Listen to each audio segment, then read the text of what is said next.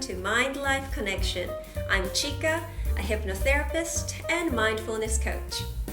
When you hear the word mindfulness, what comes to your mind? Maybe something like meditation or some kind of Zen activity, and it might seem complex. But simply put, mindfulness is about connecting with your internal self. In this video, I'm going to talk about the benefits of mindfulness and some knowledge to understand this way of living.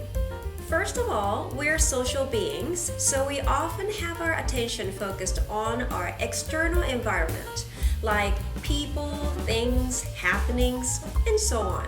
This constant external focus can cause our emotions to fluctuate, and our actions and behaviors can also be influenced by our emotions.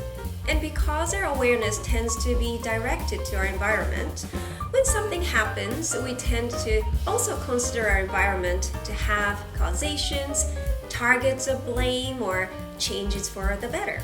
But blaming the external and seeking change in others doesn't always solve problems successfully.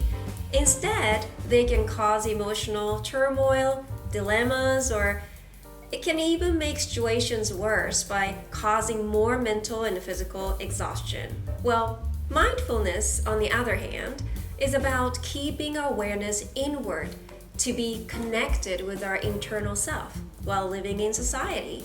And by doing so, we become less affected by external events, making it easier to control our emotions, our problem-solving skills improve, and the right resources and insights become more visible so we can seize opportunities more easily. So living mindfully is quite beneficial. But when you think about being connected with yourself, you may wonder what exactly you get connected with, or where you can find the stuff that you get connected with. Now, when you think of connecting with society, you deal with people and events happening around you that are visible and experiential. But connecting with yourself means you deal with your consciousness or mind, which is an abstract and intangible subject. So, understandably, the concept of mindfulness seems ambiguous. But when you think of it, currently we live in a world where tangible and intangible coexist. Like Wi-Fi, it's intangible, we cannot see it or touch it, but we all know it exists. So let me use the example of devices like computers and cell phones to explain how the ambiguous concept of mindfulness might not be too foreign to you. Actually, being connected with your internal self is similar to accessing data stored on electronic devices.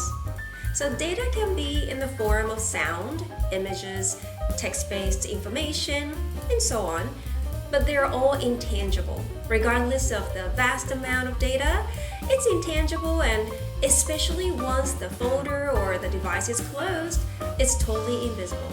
Every day, we interact with an enormous amount of information, from checklists and schedules to timers and music, and they can all be stored on cell phones, smartwatches, computers, and stuff. But they're usually hidden from our view. Here, knowing that something is stored and knowing how to access it is essential. Without this awareness, none of the data really exists to you. When you buy a new cell phone, for example, it usually comes with a bunch of stuff on it, but until you happen to find it, like, oh, I didn't know such an app was on my phone, until then, it never really existed to you. So we try to access something when we know it exists, but if we don't know the existence of it, then there's no way to access it. This analogy mirrors our relationship with our inner selves. Now think of our bodies as devices, like computers, cell phones, or tablets. They're tangible and we can physically interact with them, just like our body. Then think of our consciousness as a storage on those devices.